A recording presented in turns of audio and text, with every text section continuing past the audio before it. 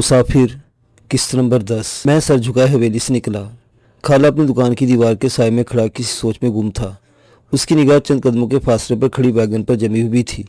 میں چند قدم بڑھ کر سڑک کے بیچوں بیچ کھڑا ہو گیا، پلٹا، حویلی پر نگاہ ڈالی، اپنے تپتے ہوئے رخسار کو سہلایا اور بے اختیار اپنی آنکھوں میں امڑ آنے والے اشکوں کو ہتھیلی کی پوچھ سے صاف کرنے لگا۔ یہ تھپڑ کی تکلیف کے باعث نہیں بلکہ اس تضحیک کے احساس کی مرہون تھے جو مجھے حیات خان کے روبرو تھا۔ نورپور کی ان حویلیوں میں ان گنت حزیمت بھری داستانیں سرگردہ تھیں، بے شمار پگڑیاں اپنے کلف اور اجالے یہاں کی خاک کے حوالے کر گئی تھیں۔ میرے ذہن میں ڈاکٹر شاہ جی کی ایک بات چکرانے لگی جسے وہ بار بار مختلف انداز میں بیان کرتا تھا۔ ان لوگوں کی خودساختہ عزت کا تقاضا ہے کہ پوری دنیا کے غریب لوگ بے عزت ہو کر ان کی دہلیزوں پر سجدہ ریز ہو جائیں۔ وہ سچ کہتا تھا۔ میں نے کسی کا کچھ نہ بگاڑنے کی سزا پالی تھی۔ وریم خان اور سردار حیات خان دونوں ایک ہی جیسے تھے، دونوں کے بیچ میں کوئی فرق نہیں تھا۔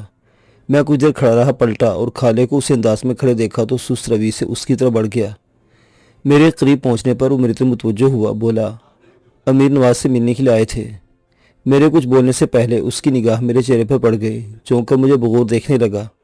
میں نے غیر ارادی طور پر اپنے رخسار پر ہاتھ رکھ لیا۔ وہ بولا، تمہیں کس نے مارا ہے؟ میں اسے بتانا نہیں چاہتا تھا مگر اس کے رد عمل کو دیکھ کر خود پر اختیار نہیں رکھ سکا اور گلوگیر ہو گیا۔ وہ حیات خان نے۔ مگر کیوں؟ وہ تڑپ کر بولا۔ کرتے غم سے میری آنکھوں سے 2 آنسو رس آئے۔ اس نے قدم آگے بڑھائے، میرے قریب ہو کر میری آنکھیں پوچھی اور کہا، دل نہ ڈھا یار، تو کوئی بچہ ہے جو یوں رونے لگا ہے؟ مجھے بتا کیا ہوا، خان نے تمہیں کیوں مارا ہے؟ میں نے اسے تمام ماجرا کہہ سنایا۔ اس نے کوئی جواب دے بغیر میرا ہاتھ تھاما اور گھر میں لے گیا۔ کمرے میں بٹھا کر پانی کا گلاس بھر لایا، بلو کو چائے تیار کرنے کا حکم دے کر میرے پاس آن بیٹھا۔ میں اس دوران خاصا سنبھل چکا تھا۔ میں نے کہا، مجھے نہیں معلوم کہ میرا ڈاکٹر شاہ جی کے پاس جانا ان لوگوں کے لیے تکلیف دہ کیوں ہے۔ اس نے کوئی جواب نہیں دیا بلکہ سر جھکا کر کچھ سوچتا رہا۔ توقف کے بعد بولا، شہرے، میرے جانی ویر، میری مانو تو نورپور سے چلے جاؤ، دور جہاں تمہاری قسمت تمہیں لے جائے، چلے جاؤ، پیچھے مڑ کر دیکھنے کی غلطی نہ کرنا۔ تم اب ان سرداروں کی آنکھوں میں چبھنے لگے ہو، رڑکنے لگے ہو۔ آنکھ کی رڑک یا چبھن کو کوئی زیادہ دیر برداشت نہیں کرتا۔ تمہاری پڑھائی تمہاری دشمن بن گئی ہے۔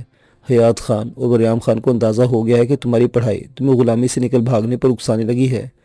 ڈاکٹر شاہ جی سے تمہاری تعلق داری اسی وجہ سے انہیں کھلنے لگی ہے۔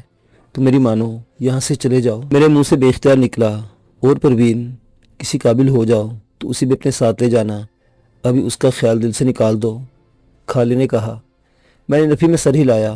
وہ میرے بغیر ایک دن بھی نہیں گزار سکتی۔ اسے سمجھاؤ، وہ عقل مند ہے، سمجھانے سے فائدے کی بات سمجھ جائے گی۔ کہاں جاؤں؟ جہاں بھی سینگ سمائے۔ نہیں خالے، میں کہیں نہیں جاؤں گا، ادھر ہی رہوں گا اور خان زدوں کا مقابلہ کروں گا۔ میں نے اٹل انداز اختیار کیا۔ وہ عجیب سے انداز میں مسکرایا۔ کس بلبوتے پر؟ اللہ کی آس پر۔ اس کی مسکراہٹ مزید گہری ہو گئی۔ بولا، نہیں میرے یار، اللہ نے ان لوگوں کو بہت ڈھیل دے رکھی ہے، ہم لوگ ان کا مقابلہ نہیں کر سکتے۔ ڈاکٹر شاہ جی کی تقلید نہ کرو، وہ بڑا افسر ہے، سنا ہے اس کے پیچھے کسی بڑے آدمی کا ہاتھ بھی ہے۔ ویسے بھی وہ قلم کارا انسان ہے، اس کے ساتھ محض کی اپنی زندگی ہے، گھر بار کا فکر نہیں ہے۔ تمہارے پیچھے بھرا پورا گھر ہے جو سرداروں کی دشمنی کی آگ میں پہلی لپیٹ بھی سہ نہیں سکتا۔ میں نے بے چارگی سے دیکھا۔ تو کیا ان قدموں میں جھک جاؤں؟ بے شک نہ جھکو، مگر ان کے معاملات میں ٹانگیں نہ اڑاؤ۔ میں نے کبر دخت دیا ان کے کام کاج میں۔ ان کے سامنے اونچی آواز میں بات کرنا اور اختلاف کرنا بھی تو ان کی ناراضی کا سبب ہے۔ تو کیا زبان کو تالا لگا دو؟ ہاں، اگر تم ایسا نہیں کر سکتے ہو تو فوری طور پر نورپور سے بھاگ جاؤ اور کبھی پلٹ کر یہاں نہ آنا۔ اس کی سوئی بار بار اسی نقطے پر آن ٹھہرتی تھی۔ بلو چائے لائی، ساتھ ہی امیر نواز کے آنے کی خبر بھی لے آئی۔ وہ آج خلاف معمول سنجیدگی کی چادر اوڑے ہوئی تھی۔ خالہ متفکر دکھائی دینے لگا، اٹھ کر باہر جانا چاہتا تھا کہ امیر نواز صحن عبور کر کے کمرے کے دروازے تک آ گیا۔ ہم دونوں کھڑے ہو گئے۔ وہ چارپائی پر گرنے کے سے انداز میں بیٹھتے بولا، تم نے اچھا نہیں کیا شہرے۔ خالے نے دوسری کرسی کھینچ لی۔ میں نے کہا، میرا خیال ہے کہ خان چاچا نے میرے ساتھ اچھا نہیں کیا۔ وہ اپنی پیشانی سہلانے لگا۔ مجھے اندازہ تھا کہ مجھے سخت سست کہے، مگر کافی دیر کے بعد جب بلو تیسرا پیالہ تھامے کمرے میں داخل ہوئی، بولا، شہرے، ہر الجھے ہوئے معاملے کو کھینچا تانی اور جذباتی جھٹکوں سے سلجھانے کی کوشش نہیں کرنی چاہیے۔ مانا کہ بابا جان اور چاچا خان روایتی وڈیروں جیسا سلوک کرتے ہیں، مگر تم یہ بھی تو مانو کہ تم نے بھی ان پڑھوں اور غیر اخلاق یافتہ لوگوں والا رویہ اپنایا۔ موشتیل آدمی کو پتھر کھینچ مارو گے تو جواباً گولی ہی آئے گی، کسی بھی طرح سے خیر سگالی کا پیغام نہیں آئے گا۔ کیوں خالے؟ خالہ سر جھکا بیٹھا تھا، چونک پڑا۔ بالکل جی۔ امیر نواز کا شائستہ رویہ دیکھ کر مجھے اچنبھا ہوا۔ میں نے ہمت پکڑ کر کہا، یار امیر نواز، میں نے کوئی غلطی کی ہو تو؟ اس نے میری بات کاٹ دی۔ کیا تم اتنا سا جھوٹ نہیں بول سکتے کہ ٹھیک ہے میں آئندہ اسپتال میں ڈاکٹر کے ہاں نہیں جایا کروں گا؟ بعد میں چاچے خان کی نظر بچا کر جاتے رہے۔ کیا وہ 24 گھنٹے پہرے داری کرتا ہے اسپتال کی؟ چھوڑو یار، تم بھی میرے جاہل ثابت ہوئے۔ میں بہت کچھ کہنا چاہتا تھا مگر دانستہ خاموش رہا۔ خالہ اور امیر نواز باری باری اپنے مخصوص انداز میں مجھے سمجھانے کی کوشش کرتے رہے۔ ایسے میں بلو چائے کی خیلی پہلے اٹھانے کے لیے آئی تو اس نے دونوں کی نظریں بچا کر مجھے سین میں آنے کا اشارہ کیا۔ اس نے مجھے کبھی ایسے نہیں بلایا تھا، اس لیے گھبرا سا گیا۔ کچھ توقع کے بعد میں نے بیت الخلا جانے کا بہانہ کیا اور کمرے سے نکل کر سین میں آ گیا۔ مشرقی دیوار کی جڑ میں چارپائی بچھائے خالدہ اور غفورہ پیٹی پر ڈالنے والی چادر کاٹ رہی تھی۔ میں ان کے قریب چلا گیا۔ دونوں دیوار کے ساتھ ٹیک لگائے بیٹھی تھی۔ سفید رنگ کی سوتی چادر ان کے گھٹنوں پر پھیلی ہوئی تھی جس پر سوئی دھاگے کی مدد سے وہ 4 سوتی کڑھائی میں مشغول تھی۔ میں نے دھیمے لہجے میں کہا، کیا بات ہے؟ خالدہ نے اپنی چھوٹی بہن کو کنکھیوں سے دیکھا، قدرے نیچی آواز میں کہا، تم سے۔ وہ بات کرتے کرتے اچانک رک گئی۔ میں نے اس کی نظروں کے تعاقب میں حویلی کے دروازے کی طرف دیکھا۔ ماسی صفو لکڑیوں کا گٹھا سر پر اٹھائے گھر میں داخل ہو رہی تھی۔ خالدہ نے جلدی سے کہا، میں شام کو تمہارے گھر آؤں گی، وہیں بتاؤں گی۔ غفور اپنی ماں کو سنانے کے لیے چالاکی سے بلند آواز میں بولی، بھائی یہ دیکھ تو کتنی پیاری بیل کاڑی ہے باجی بلو نے۔ میں نے غیر ارادی طور پر اس کے بڑے ہوئے ہاتھ پر چادر کے پھیلے ہوئے حصوں کو دیکھا۔ عام سی بیل تھی۔ ایسی چادر نور پور کے گھر کی سامان بھری پیٹیوں کے اوپر پر چھتیوں پر سے لٹکتی ہوئی دکھائی دیتی تھی۔ سفید رنگ کی سوزی چادر پر نیلے دھاگے کی کڑھائی ایک نظر سے دیکھتے پتہ چل جاتا تھا کہ اس کا استعمال کیا ہے۔ میں نے روایتی الفاظ میں کڑھائی کی تعریف کی۔ ماسی صفو لکڑیوں کا گٹھا تندور کے قریب پھینک کر دوپٹے سے پسینہ پوچھتے وہیں آ گئی۔ اسے تیسرے چوتھے دن یہ مشقت باقاعدگی سے کرنا پڑتی تھی۔ وہ پھورا کو مخاطب کرتے ہوئے پھولی ہوئی سانس میں بولی، چلنی پھوری، ٹھنڈا پانی نکال لا۔ کیونکہ سرداروں کے گھروں کے علاوہ کسی گھر میں فریج نہیں تھی، اس لیے پینے کے لیے نلکے کے ساتھ زور آزمائی کر کے ٹھنڈا پانی نکالا جاتا تھا۔ غفورہ جلدی سے چارپائی سے اتری اور بڑی سی کٹوری اٹھا کر نلکے کی طرف بھاگ گئی۔ میں نے رسمی طور پر ماسی کا حال دریافت کیا اور پھر کمرے میں آ گیا۔ دونوں ابھی اسی موضوع پر گفتگو کر رہے تھے۔ مجھے دیکھ کر امیر نواز نے کہا، میں چلتا ہوں، کچھ نہ کچھ کرتا ہوں، مگر یہ دھیان رہے کہ آئندہ تم نے کوئی بدتمیزی نہیں کرنی۔ بڑوں کا رویہ اپنی جگہ، بڑوں کا ادب کرنا ہم سب پر فرض ہے۔ وہ ہاتھ میں لا کر رخصت ہوا تو خالے نے بے ساختہ کہا، یار یہ شخص بھی بڑا عجیب ہے۔ میں نے تائید کی، ہاں یہ تو ہے۔ کبھی کبھی شک گزرتا کہ یہ سردار حیات خان کا سگا پتر نہیں، لے پالک ہے۔ دیکھا کتنا تضاد ہے دونوں میں۔ پڑھا لکھا ہے، تبھی مختلف ہے اپنے باپ اور چچا بریام خان سے۔ میں نے کہا، ان پڑھ تو وہ دونوں بھی نہیں ہیں۔ خالہ بولا، شاید اس عمر تک پہنچ کر یہ بھی ان کے جیسا ہو جائے۔ ایسا لگتا تو نہیں، سانپ کو ڈنک مارنے کی عادت پیدا ہوتے ہی پڑ جاتی ہے۔ ہمیں کمرے میں بیٹھے کافی دیر گزر گئی تھی۔ وقت گزرنے کا ہمیں مطلق احساس نہ ہوا۔ جب خالے کے باپ نے اسے مطلع کیا کہ ویگن کا ٹائم ہو گیا ہے تو ہم چونکے۔ خالے نے صابہ جھاڑ کر کندھے پر ڈالا اور اپنی کھڑی چپل کو صافی کی مدد سے چمکانے کی ناکام کوشش کی۔ وہ باہر نکلا تو میں اس کی تقلید میں اس کے گھر سے نکل آیا۔ واپسی کے راستے میں میرے دل میں خود بدھ ہوتی رہی۔ خالدہ کبھی بھی بات کرتے ہوئے ٹھٹکی نہیں تھی۔ اس کے میرے درمیان ایسا تعلق کبھی نہیں رہا تھا کہ مجھ سے بات کرتے ہوئے جھجک جاتی۔ نہ جانے مجھ سے کیا کہنا چاہتی تھی کہ ماسی صفو کی غیر متوقع آمد کے سبب نہ کہہ پائی۔ میں تمام راستے اسی کے بارے میں سوچتا رہا۔ گھر میں سبھی اپنے اپنے معمولات میں الجھے ہوئے تھے۔ میں کمرے میں جا کر لیٹ گیا۔ میرے لیے گاؤں کی فضا یک لخت ناسازگار ہو گئی تھی۔ یوں لگتا تھا جیسے ایک ایک کر کے سبھی لوگ میرے دشمن بنتے جائیں گے اور آخرکار بخت خان کی طرح نورپور میں اکیلا رہ جاؤں گا۔ خالہ درست کہتا تھا، مجھے شاجی کے ساتھ تعلق استوار کرنے اور پڑھائی کو ایسے تیسے جاری رکھنے کی سزا بڑے غیر محسوس انداز میں دی جا رہی تھی۔ پہلی مرتبہ میرے دل میں تعلیم کے حصول کی خواہش سے ضد کی اور چولی اوڑی اور میں نے دل میں تہیہ کر لیا کہ جو بھی ہو جائے تعلیم کا حصول جاری رکھوں گا۔ میرے گھر میں پیسہ کم تھا مگر اس کا مطلب یہ بھی نہیں تھا کہ فاقوں کی نوبت آ جاتی۔ چاچا چراغ نے کھیتوں کے جو کام میرے ذمہ لگا رکھے تھے، پوری ذمہ داری کے ساتھ انہیں انجام دینے کے بعد میرے پاس اتنا وقت ضرور ہوتا تھا کہ میں بآسانی پڑھ سکتا تھا۔ سپہر ڈھلنے کو آ گئی۔ مجھے ہلکا سا بخار ہو گیا، جسم ٹوٹ بوٹ کا شکار ہو گیا۔ پروین نے مجھے چائے پلائی، پیراسیٹامول کے گولی جسے نورپور میں عام طور پر شیر مار کا گولی کہا جاتا تھا کھلائی اور کھیس تان کر لیٹے رہنے کی تاکید کی۔ ہمارے گھروں میں یہ رواج بڑی مضبوط جڑ پکڑ چکا تھا کہ بخار زدہ انسان چائے کے ساتھ گولی حلق میں اتار کر کھیس سے لحاف اچھی طرح لپیٹ کر سو جاتا تھا تاکہ خوب پسینہ آئے اور بدن کا مسام مسام کھل جائے۔ چاچی کہتی تھی کہ پسینے کے ساتھ ساتھ بخار بھی جسم سے نکل جاتا ہے، جبکہ ڈاکٹر شاجی کہتا تھا کہ بخار میں نہانا چاہیے، جسم کے درجہ حرارت کو ہمیشہ پانی ہی کم کرتا ہے۔ دونوں فلسفے ایک دوسرے سے یکسر مختلف تھے مگر نتیجہ ایک ہی تھا، پسینہ بھی تو پانی ہی ہوتا ہے اور ٹمپریچر کو کم کر دیتا ہے۔ میں عمومی طور پر چاچی پروین، فرزانہ اور شمانہ کے ہمراہ سپہر کو کھیتوں میں واقع اپنے ڈیرے پر جایا کرتا تھا۔ میں اور فرزانہ چارہ کاٹتے، پروین اور چاچی مویشیوں کا چھپر نما کمرہ کی صفائی کرتی اور ہم سب مل کر مویشیوں کو چارہ ڈالتے۔ میں اپنے حصے کا کام ختم کر کے نورپور آ جاتا اور نہا دھو کر گھر سے نکل کھڑا ہوتا، جبکہ دوسرے لوگ مویشی کا دودھ دھو کر گھر آیا کرتے تھے۔ مجھے بخار کی وجہ سے گھر میں چھوڑ کر سبھی ڈیرے پر چلے گئے۔ مجھ پر کسل مندی سوار تھی۔ گھر والوں کو گئے نصف گھنٹہ ہو چکا تھا جب اچانک میرے کمرے کے دروازے پر شوخ سبز رنگ کا آنچل لہرایا۔ میں سمجھا کہ غزالہ آئی ہے، مگر جو ہی میں نے غور سے دیکھا گھبرا سا گیا۔ وہ غزالہ نہیں، خالدہ تھی۔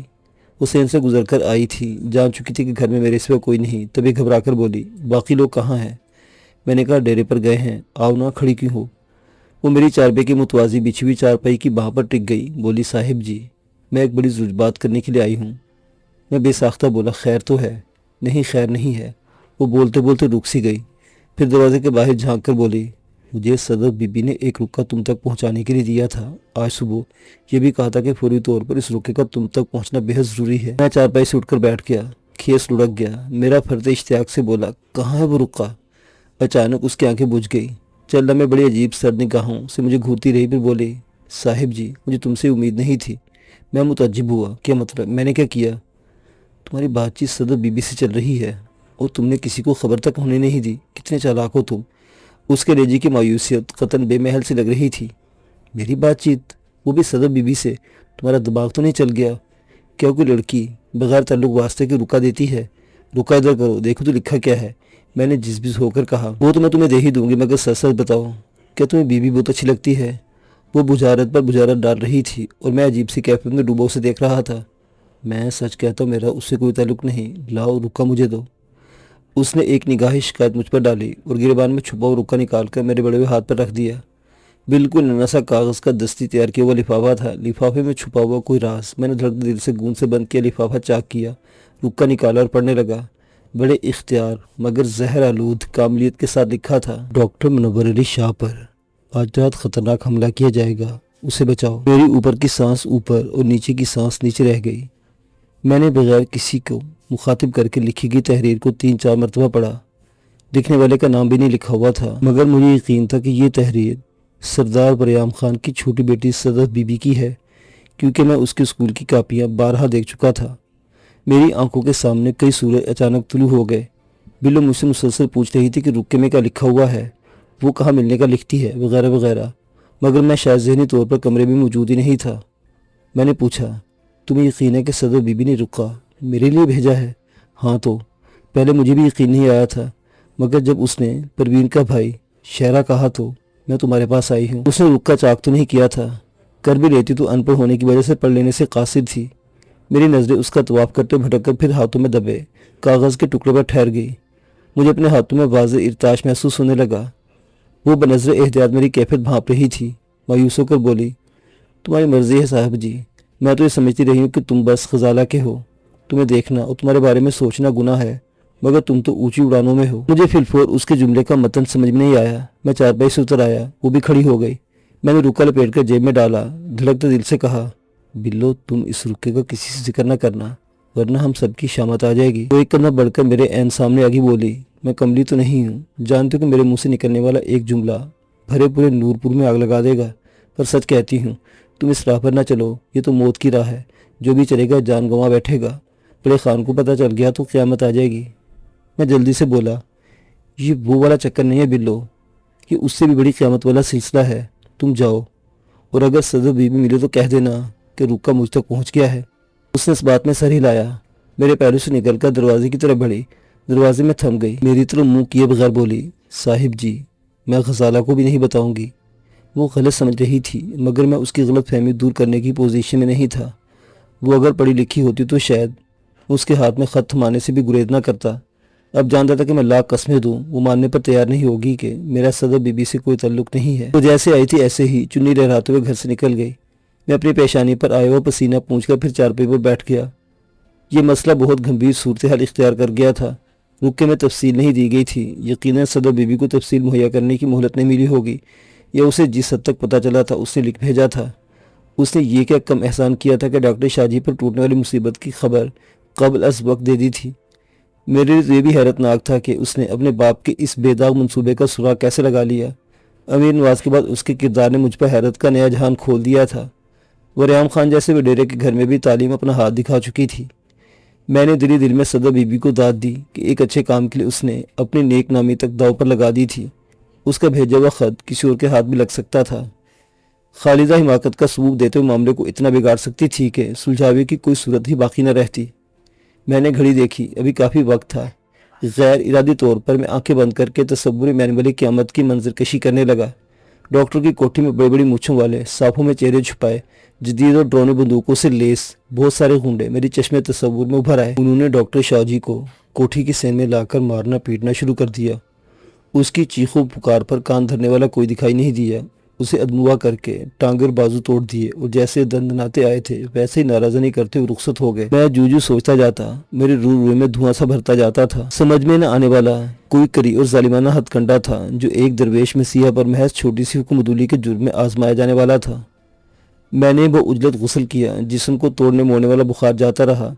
ڈاکٹر شاہ جی کی کوٹھی پر پہنچا، اسے حسب توقع ایک کتاب کے مطالعے میں غرق پایا۔ میں نے صدر بی بی کا حوالہ دیے بغیر تمام رام کہانی سے آگاہ کیا۔ معاملے کی نوعیت کی پوری سنگینی سے آشکار کرنے کے لیے میں نے ضروری سمجھا کہ اسے اپنے سردار ریام خان اور سردار حیات خان سے کے بعد دیگر ہونے والی دونوں ملاقاتوں کے احوال اور منہ پر پڑنے والے تمانچے کے بارے میں آگاہ کر دوں۔ اس نے میری باتوں اور اندیشوں کو بڑے انہماک سے سنا، پھر لبوں پر زہر خند مسکراہٹ سجا کر بولا، تم میری فکر نہ کرو، اپنے آپ کو ان وڈیروں کے شر سے بچانے کی کوشش کرو۔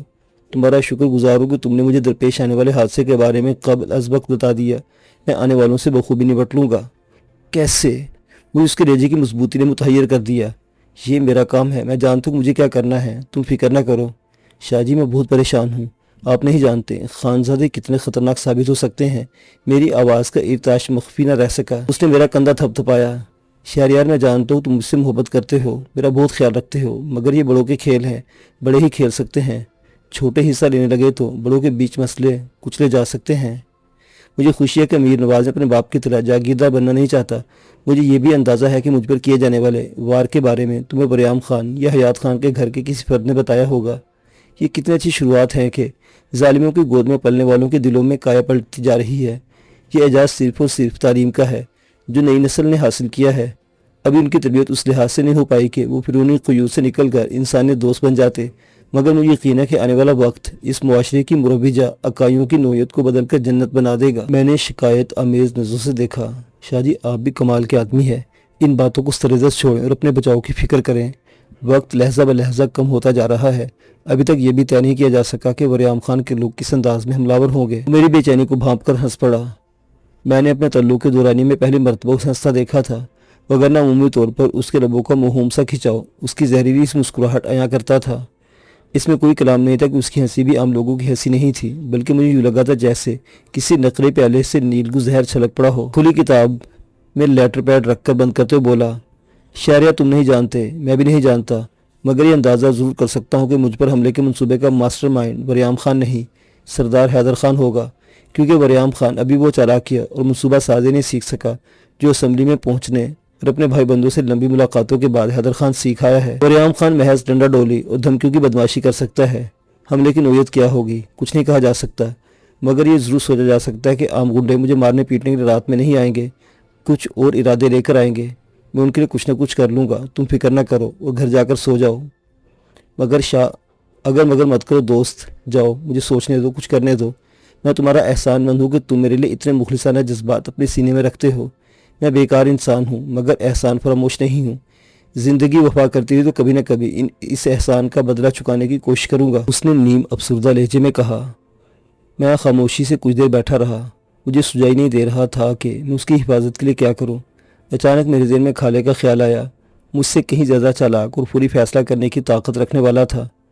میں نے ڈاکٹر شاہ جی کے دل میں خدا سے سلامتی کی دعا مانگی اور اجازت لے کر ہسپتال سے نکل آیا۔ ہسپتال کے مین گیٹ کے عین سامنے یارن خان کی حویلی کا لکڑی کا بنا ہوا گیٹ تھا۔ لکڑیوں کی ماہرانہ بنت بڑی خوبصورت تھی۔ گیٹ کی اونچائی بمشکل 4-4.5 فٹ تھی، جس کی وجہ سے عمارت تک جاتی ہوئی 200-300 فٹ لمبی شش پہلوی اینٹوں کی روش بآسانی دکھتی تھی۔ روش کے دونوں کناروں پر پھولوں کی خوبصورت کیاریاں بنی ہوئی تھی۔ حویلی کا بڑا دروازہ بھی دکھائی دے رہا تھا۔ یہ شیشم کی لکڑی کا بنا ہوا محرابدار دروازہ تھا۔ حویلی کو ایک نظر دیکھتے ہی مغلیہ دور کی یاد تازہ ہو جاتی تھی۔ یارن خان کی حویلی 2 منزلہ تھی۔ سنبل کے بلند و بالا درختوں نے چاروں طرف سے حویلی کو چھپا رکھا تھا۔ بلا شبہ 3 ایکڑ رقبے پر مشتمل یہ پرشکو حویلی نورپور کی سب سے خوبصورت حویلی تھی۔ اس حویلی میں داخل ہونے کی اجازت سردار حیات خان اور سردار وریام خان سمیت کسی بھی شخص کو حاصل نہیں تھی۔ چونکہ یارن خان یہاں نہیں رہتا تھا، اس لیے یہاں کسی کے آنے کا جواز بھی نہیں بنتا تھا۔ یارن خان کے 2 نوکر یہاں رہائش پذیر تھے جو نہ صرف حویلی کی صفائی ستھرائی اور دیکھ بھال کرتے تھے بلکہ حویلی کے چاروں طرف پھیلے ہوئے جدید طرز کے باغ کی آبیاری بھی کرتے تھے۔ یارن خان نے دنیا جہان کے خوبصورت پودے، ان گنت رنگوں کے گلاب اور پھولیاں اکٹھے کر رکھے تھے۔ مور پنکھ، سرو، املتاس اور ڈیورنٹا جیسی قدرتی سنیاں میں نے یہیں دیکھی تھی۔ پودوں درختوں کی ایسی بھی ان گنت اقسام یہاں موجود تھی جن کے بارے میں مجھے یا خالے کو نام تک نہیں آتے تھے۔ یارن خان کی حویلی کی جنوبی سمت میں شریف آرائی کا گھر واقع تھا۔ گھر کے آگے ڈیرہ نما جگہ پر اس نے آٹا پیسنے والی چکی لگا رکھی تھی جو پیٹر انجن پر چلتی تھی۔ ایک چھوٹی آرا مشین بھی نصب کر رکھی تھی جسے جمعہ کے جمعہ چلایا کرتا تھا۔ نورپور اطراف کے چارپائی ساز اور مستری لکڑی چلانے کے لیے اکٹھے ہو جایا کرتے تھے اور اس کی روٹی روزی کا سامان کر دیتے۔ شریف آرائی کا بے داد پوپلا منہ ہر وقت ہلتا رہتا، وہ ہکلاتا بھی تھا۔ طبعاً بڑا مزاح اور زندہ دل واقع ہوا تھا، جس محفل میں پراجمان ہوتا گل و گلزار کر دیتا۔ میں نے دیکھا کہ وہ چکی کے اگلے صحن میں چارپائی بننے میں مصروف تھا۔ یہ اس کی پارٹ ٹائم جاب تھی۔ عام استعمال کی چارپائی بننے کے ساتھ ساتھ وہ جہیز کی رنگین پائی والی چارپائیوں کو رنگ برنگے سوت سے بنتا تھا۔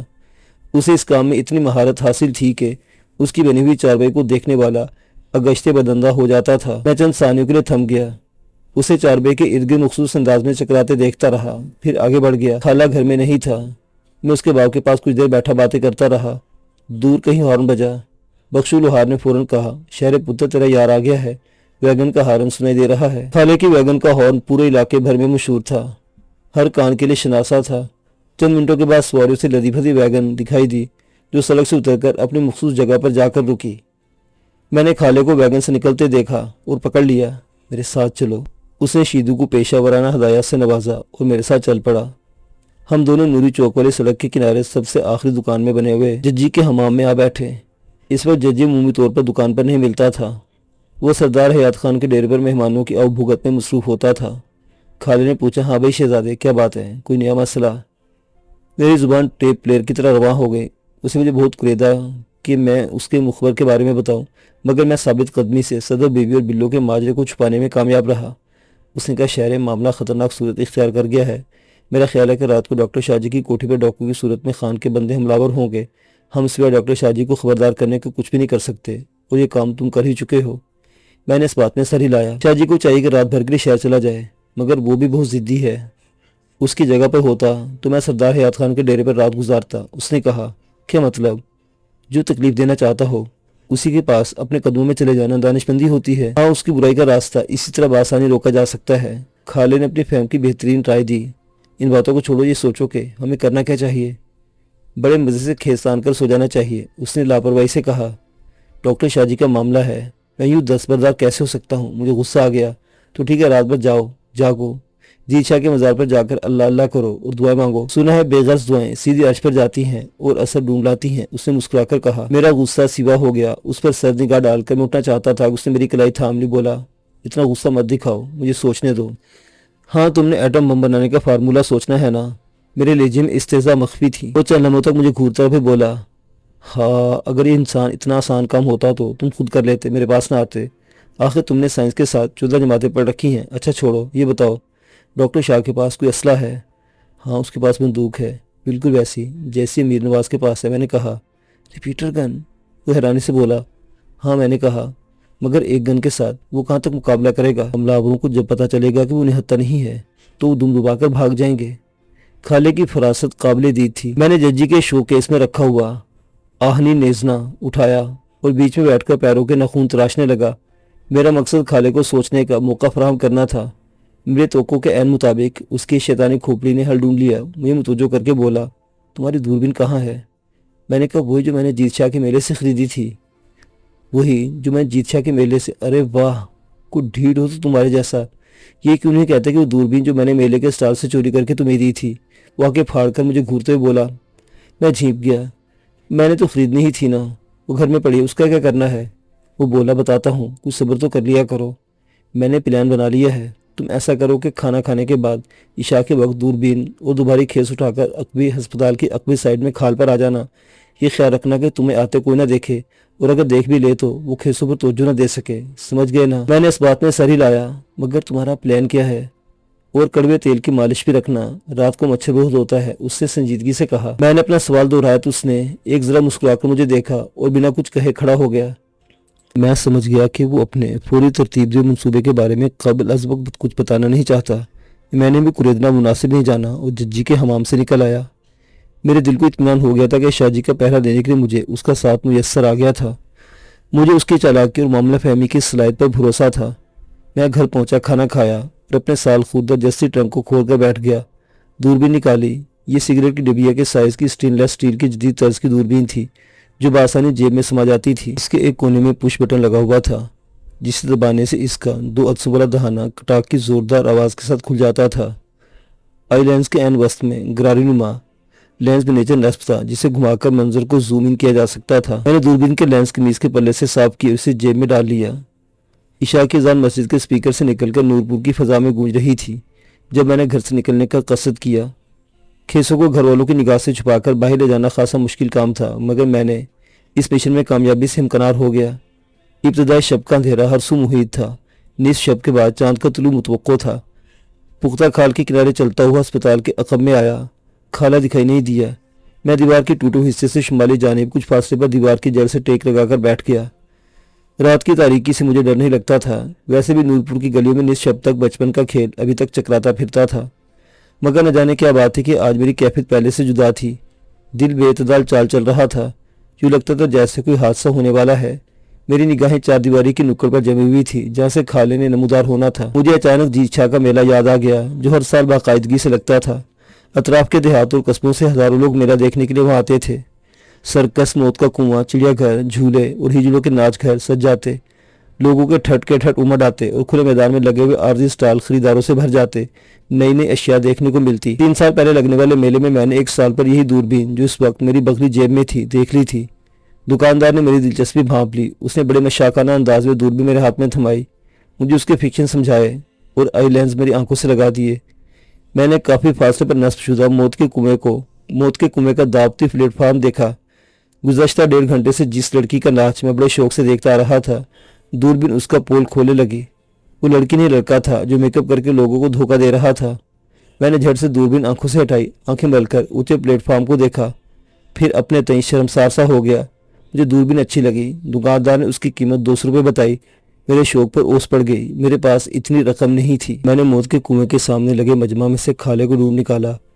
وہ بڑے انہماک سے ہجڑوں کا ڈانس دیکھ رہا تھا۔ میں نے اس کے پہلو میں کونی چبوئی۔ اس لڑکی کو دیکھ رہے ہو؟ ہاں یار، اسی کو دیکھ رہا ہوں۔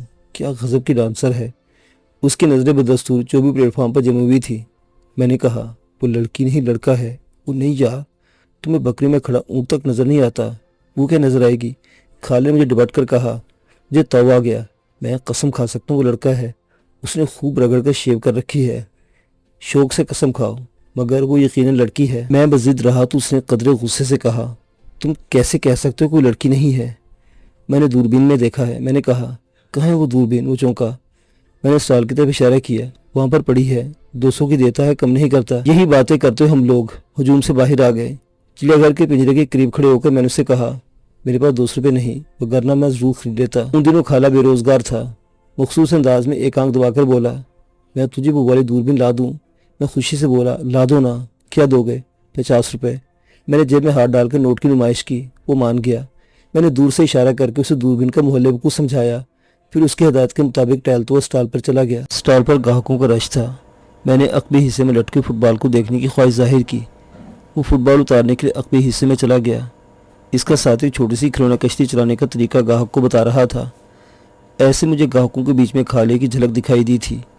دکاندار میرا مطلوبہ فٹ بال لے کر آیا۔ میں اسے ٹھوک بجا کر دیکھنے لگا، اسے مصروف کرنے کے لیے پوچھنے لگا کہ اس کا بلیڈر کیسا ہے، والو اور نوزل کی پوزیشن کیا ہے، کیا یہ سیالکوٹ کا بنا ہوا ہے، وغیرہ۔ تھوڑی دیر میں وہ عاجز آگے بولا، بہو لگتا ہے تمہارے پاس پیسے نہیں ہیں، ادھر فٹ بال اور چلتے بنو، جب جیب میں پیسے ہوں تو میلہ دیکھنے آنا، چل شاباش۔ میں نے غصہ بھری نگاہ اس پر ڈالی اور فٹ بال اس کے ہاتھوں میں تھما دیا۔ ارد گرد دیکھا، کھالا نظر نہ آیا۔ ریک پر نگاہ ڈالی، دور بھی نظر نہ آئی۔ میرے من میں لڈو پھوٹنے لگے۔ کھالا اپنے مشن میں کامیاب ہو گیا تھا۔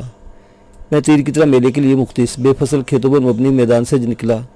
خوشی تھی کہ سنبھالی نہیں جا رہی تھی اور تابع انتظار بھی نہ تھی۔ اسے سیدھے راستے پر جانے کے بجائے فصل چیر کر آن کی آن میں افسر علی کے گھر کے نکڑ پر پہنچا۔ وہاں خالہ میرا منتظر تھا۔ میں نے بےتابی سے دوربین مانگی اور بولا، نہ دوست نہ، وہ نوٹ نکالو جس کی نمائش کر رہے تھے۔ میں نے اس کا مطالبہ پورا کیا۔ اس نے جیب میں ہاتھ ڈالا اور دوربین نکال کر میرے پھیلے ہوئے مشتاق ہاتھ پر رکھ دی۔ میرے کمرے میں بیٹھ کر ہم دونوں نے اس کے استعمال پر دسترس حاصل کی تھی۔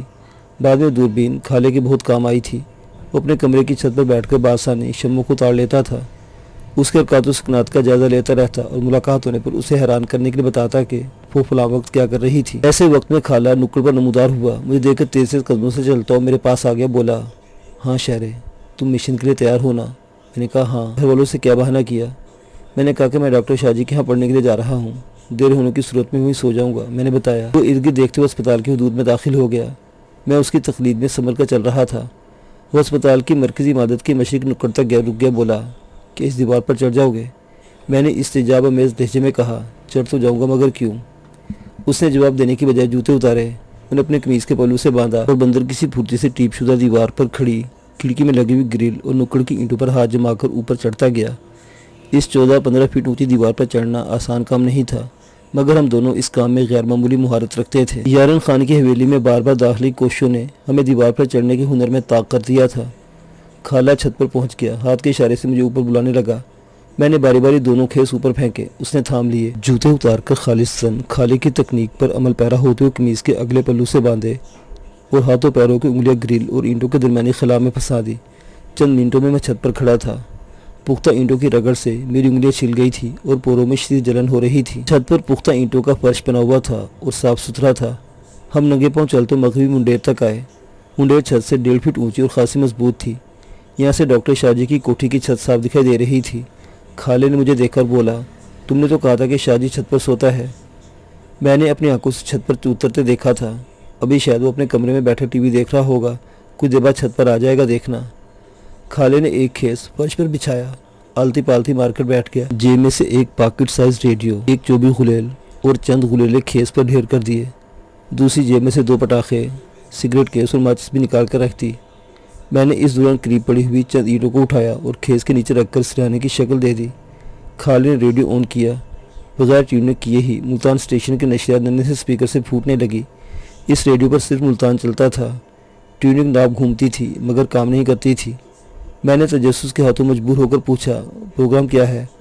وہ معصومے سے بولا، پہرا دینا ہے، یعنی تماشا دیکھنا اور بس۔ مجھے حیرت ہوئی، تو اور کیا، ہم نے بندوں کو پھڑکانا ہے؟ اس نے کندھے اچکائے۔ تو پھر یہ کیوں اٹھا لائے ہو؟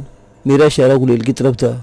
چڑوں کا شکار کھیلنا ہے تو کیا اس سے گنڈوں کو مار بھگایا جا سکتا ہے؟ وہ ہنسا، تم سے بیت بھی نہیں، اور ہاں ان پٹاخوں کا کیا کردار ہے ہمارے مشن میں، دیکھ لو گے۔ اس نے جان چھڑانے کے انداز میں کہا، یہ تمہارے پاس کہاں سے آئے؟ نور پور میں تو کسی دکان پر نہیں ملتے۔ میں نے پوچھا۔ بہرام خان نے شادی کے موقع پر منگوائے تھے، میں نے 2-4 اپنے پاس رکھ چھوڑے تھے۔ میں نے جزبز ہو کر کہا، یار کچھ بتاؤ تو صحیح، کیا کرنے کا ارادہ رکھتے ہو؟ ڈاکٹر شاہ جی نیند پر قابو نہیں پا سکے گا، سو جائے گا۔ جب خطرہ محسوس ہوا تو اسے ایسا چٹ کر غلہ ماروں گا کہ نیند آنے واحد میں اڑن چھو ہو جائے گی۔ اس کے پاس گن ہے، بیدار ہونے پر حملہ آوروں سے خود ہی نمٹ لے گا۔ ہم دونوں شاہ جی کے لیے ہی کر سکتے ہیں۔ خالے نے کمال اطمینان سے جواب دیا۔ مجھے غصہ آیا مگر خاموش رہا، اسے تاؤ دلانا نقصان دہ ثابت ہو سکتا تھا۔ ایسے وقت میں ڈاکٹر کی چھت پر نقل و حرکت محسوس ہوئی۔ چونکہ ڈاکٹر کوٹھی کے سین اور بیرونی دروازے پر بلب روشن تھے، اس لیے چھت کا منظر صاف دکھائی نہیں دیتا تھا۔